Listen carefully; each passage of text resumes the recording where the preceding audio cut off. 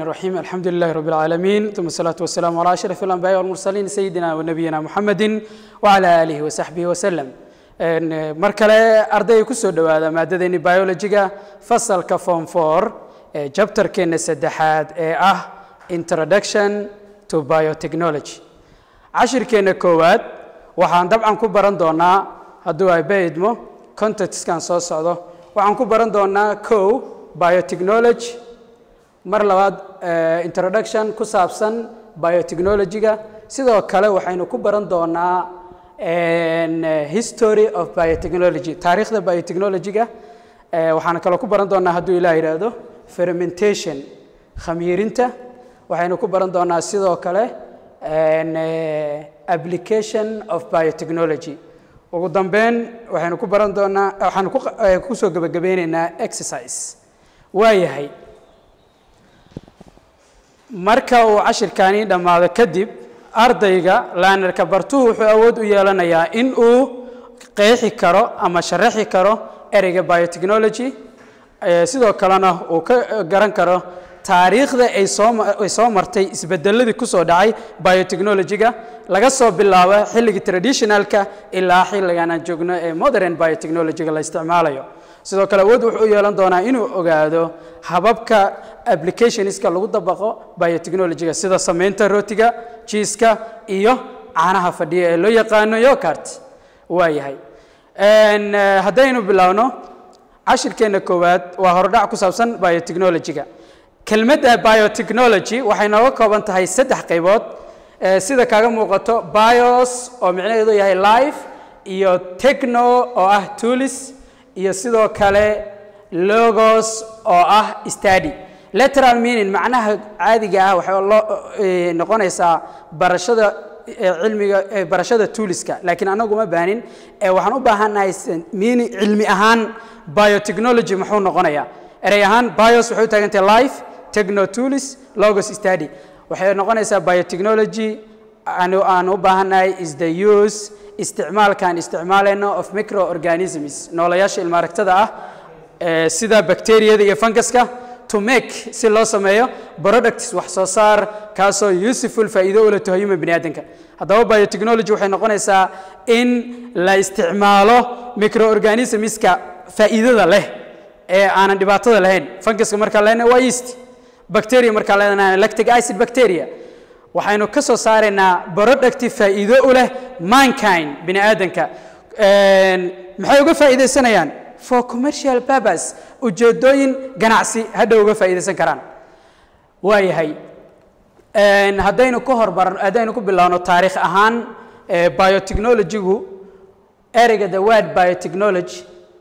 asal ahaan ereygaasi ma ahan isniyo wax cusub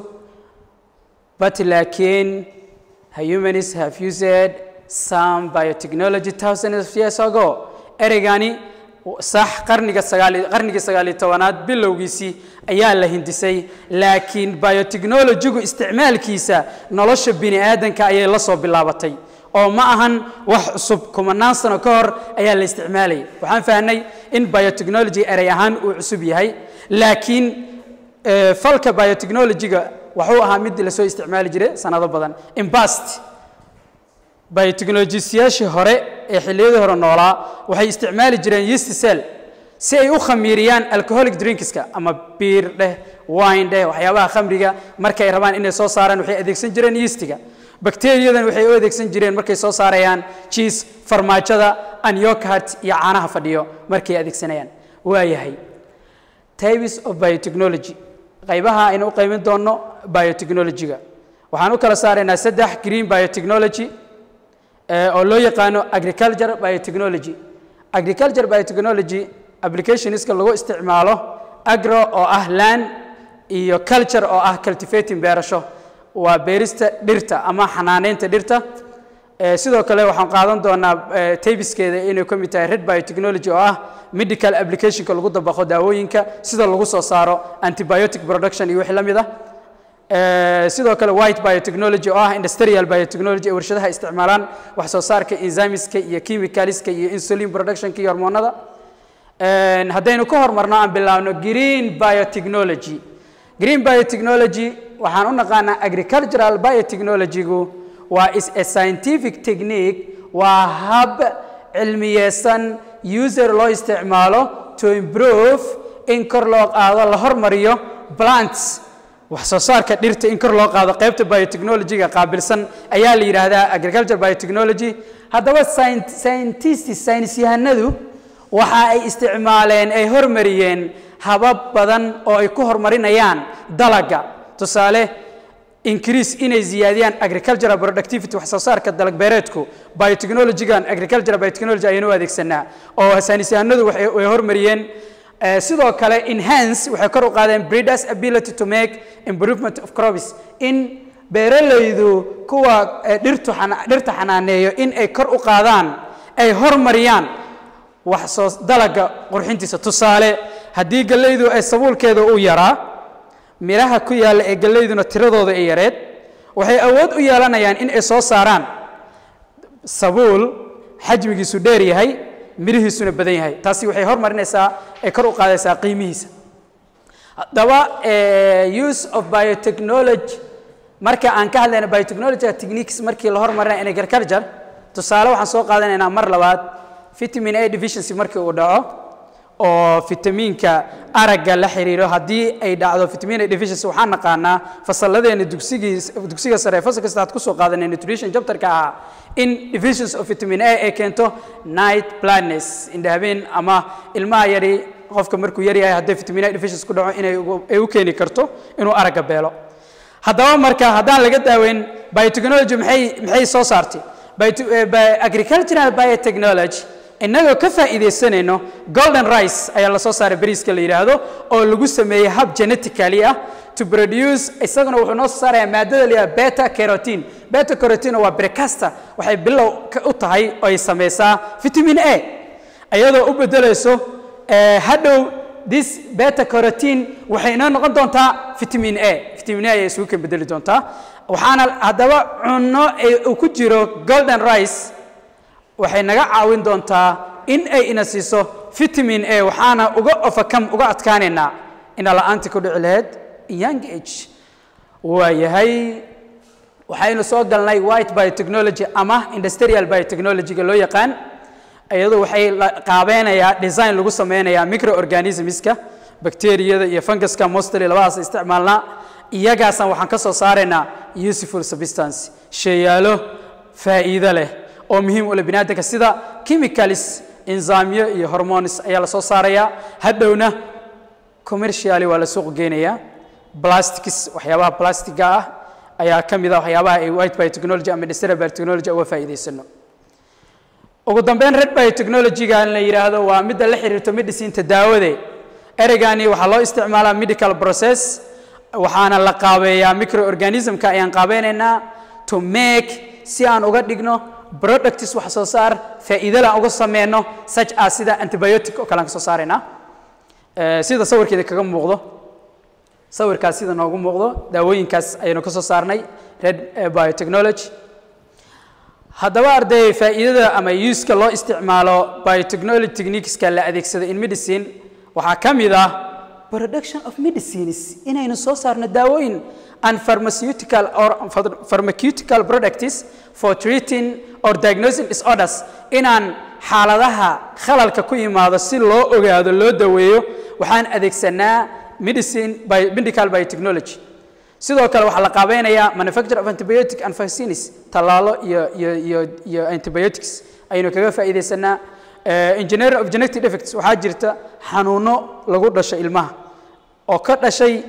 mutation ka dhacay chromosome-ka ama gene-ka tusaale gene mutation oo kale hadduu dhaco ama chromosomal mutation Down syndrome ilmaha qabo defect ayay ku dhalanayaan taasi waxaa la sameynayaa gene-ka ayaa laga bedelayaa manipulation habkaani waxaanu ku baran doonaa genetics-ka qaybta genetic engineering-ka ayaan kaga baran doonaa hadduu ilaa yiraahdo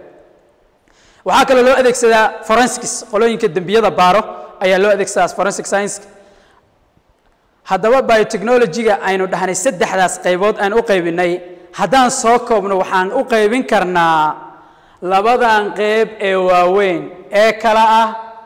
traditional biotechnology iyo modern biotechnology waayahay traditional biotechnology haddaan arday wax kaaga sheego waa applicationska loo adeegsado weligeedna la soo adeegsan jiray kumanaan sano boqolaal sano ka hor sida yogurt production yogurtigu waa caanaha fadhiyo maalmahan dambe dalkeenu waa ku soo bateen waxaa la soo saaraa caanahaasi fadhiya yogurtiga la yiraahdo protein ayaa ka buuxo wuxuu aad ugu fiican yahay mostly dadka qaado biraha ama jimka waayo waxa ku jira proteinkuna waa naqaanaa waa building blocks waxay dhisayaa jirka ayuu dhisayaa waxa kale oo kamid ah cheese waxaynu ku sheegnay farmaajada rootiga lagu cuno sidoo kale waxa traditional biotechnology waxay noqon kartaa baking bread dunida roodiga waa la soo duban jiray markii la sameeyay roodiga modern biotechnology iyadu is often associated with waxay la xiriirtaa production of insulin markii la soo saarayo insulin waayo waxaan soo baranay cashirkeeni kan ka horeeyay in haddii qofka ay ku dhacdo deficiency of insulin ama lack of insulin in uu ku dhacayo xanuunka la yiraahdo maxaan dhahnay yes xanuunka la yiraahdo diabetes ayaa ku dhacayo diabetiskaasina waxa uu keenayaa in qofka xanuunkaasi halista seriouska uu ku dhaco oo sokorta la soo dejin waayo sidaas daraaddeed marka waxaa laga faa'iideysanaa modern biotechnology annagoo ka faa'iideysanayno ayaa waxaan soo saaraynaa insulin sidoo kale modern biotechnology waxaa looga faa'iideystaa antibiotic productionka la soo saaray sida penicillin sidoo kale pharmaceuticalska ayaan u adeegsanaa soo saarideeda waxaan fahanay biotechnology-gu guud ahaan markii aan isku darno saddexdii qaybood inaan u kala saari karno laba qaybood oo muhiim ah ogow arday labadan ayaa aad muhiim inoogu ah markiina la weydiiyo types of biotechnology waayahay haddaba qaybta ku xigta waxaan dhahnay waxaan baranaynaa fermentation maxaan sabab u baranaynaa fermentationku cashirkeena labaad waxaan baran doonaa applicationska sida loogu dabaqo biotechnology-ga marka aan samayn doono rootiga ama cheese-ka waxaan u baahanahay inuu dhaco fermentation haddaba annagoo maskaxdeena dib u celinayno waxaan isweydiinaynaa waa maxay khamiirintu maxay tahay fermentation is a process waa hab in which kaasoo organic substance walxaha asalkoodu yahay organiga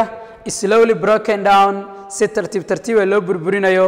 by means ayadoo la adeegsanayo of microorganisms noole ilmaaragta haddaan ku weydiiyo ama lagu weydiiyo waa maxay fermentation waxaa leedahay waa habka lagu burburinayo organic substance si tartiiba muddo ayay qaadataa shayga markuu khamiirayo ayadoo la adeegsanayo microorganism waayahay soo fiiri halkan waxaan naqaanaa in glucose-ku uu yahay organic haddii ay la falgalo hadduu la falgalo microorganismka la yidhahdo yeastiga waxa uu waliba anaerobic respiration fermentation waxaa laga wadaa anaerobic respiration waxaa laga ilaalinayaa presence of oxygen wuxuu u kala jebinayaa glucose-keena wuxuu noqonayaa ethanol plus carbon dioxide wuxuu noqonayaa markaas ayaan dhahaynaa waxaa dhacay fermentation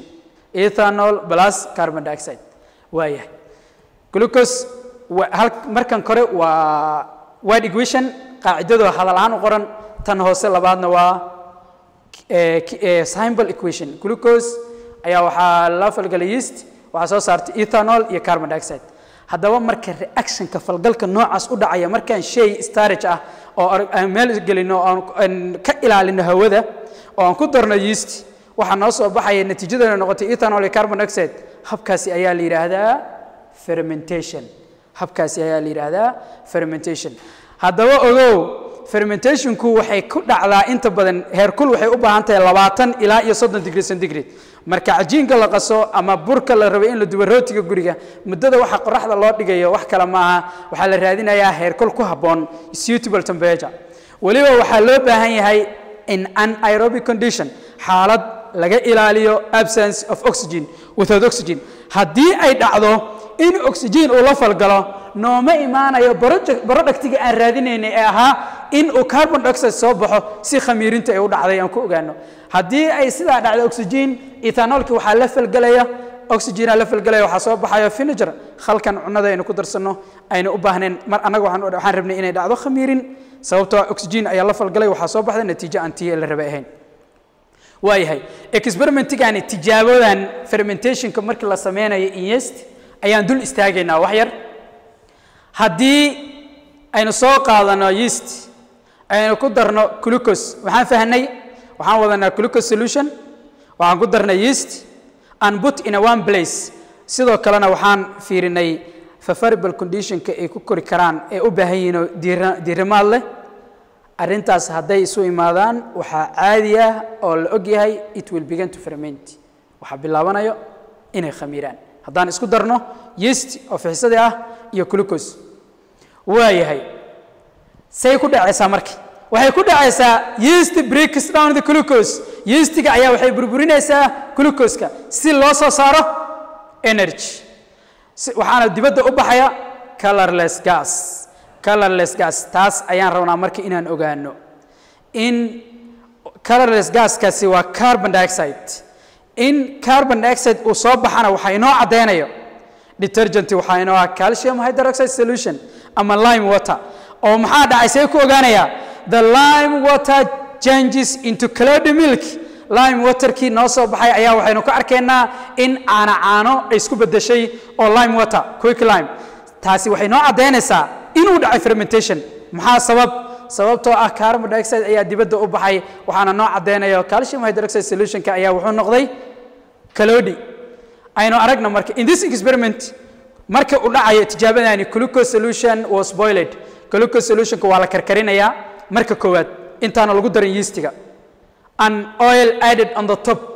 tijaabada markaan sameynayno apparatus-ka qalabkan aan muujin doono muuqaal slide-ka ku xiga aan ku arki doono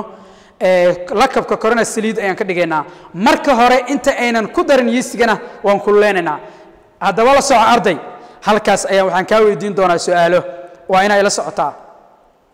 the glucose solution marka la karkariyo kadibna